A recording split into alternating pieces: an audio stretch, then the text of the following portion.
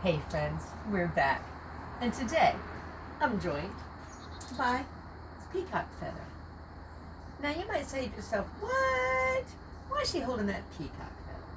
Well friends, one of the kinds of puppetry I like to do with my students, a little bit older students, is what we call object puppetry.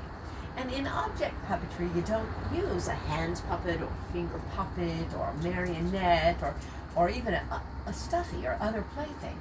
You take an everyday object and you use that object to help you act out a story.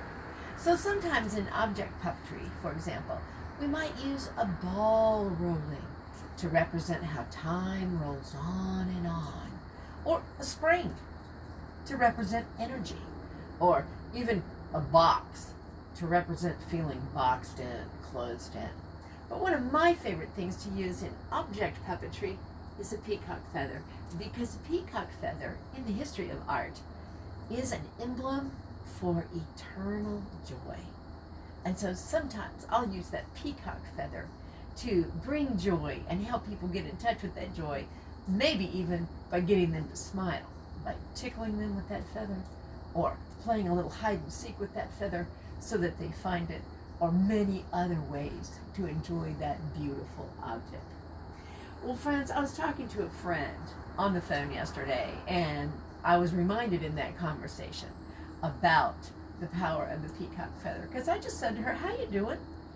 And she said, well, I've been watching some things on my television, and I'm brokenhearted, actually. I said, oh my, I think I've been watching some of the same things that you've been watching, and I hear you.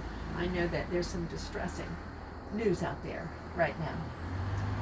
But I said, one thing that helps me is to get in touch with my deep inner source of joy, my wellspring of joy, so that even if I'm sad, even if I'm not happy about a situation, I have that deep place inside where I can go, where I can know there is joy in the world. There is joy weaving its way through everything, and that I can come in contact with that.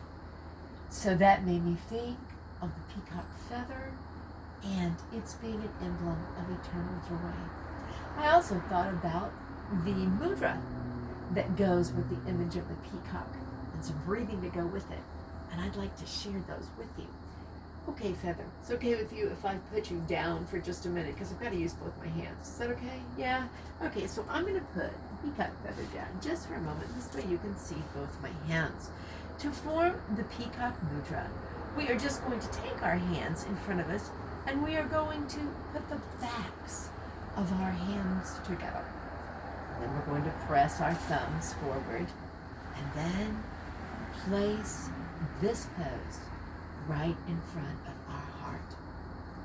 And when we hold the peacock mudra and we breathe, we can start to come in contact with our inner selves, with that deep wellspring of joy that lies within us. The breathing that I like to do with peacock mudra is 8-8 breathing.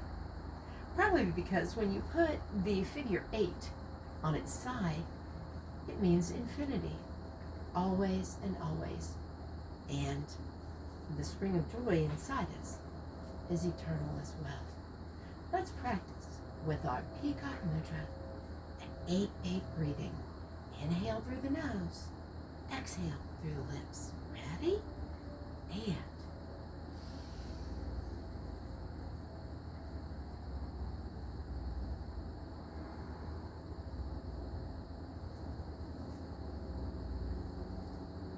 yes, and we can do this mudra and this breathing as frequently as we would like and as many repetitions as we would like.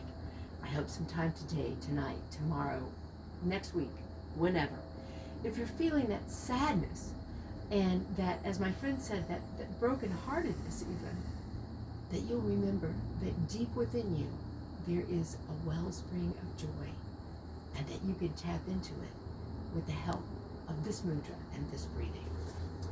Well, Peacock Feather, we thank you for being such a beautiful symbol of joy and for joining us today. You know what? It's time to wave goodbye to our friends at home. Would you like to wave? You would. All right. Bye-bye, friends. Remember your inner wellspring of joy. Friends, Peacock Feather and I hope you have a great rest of the day. And we'll see you again soon. Bye-bye.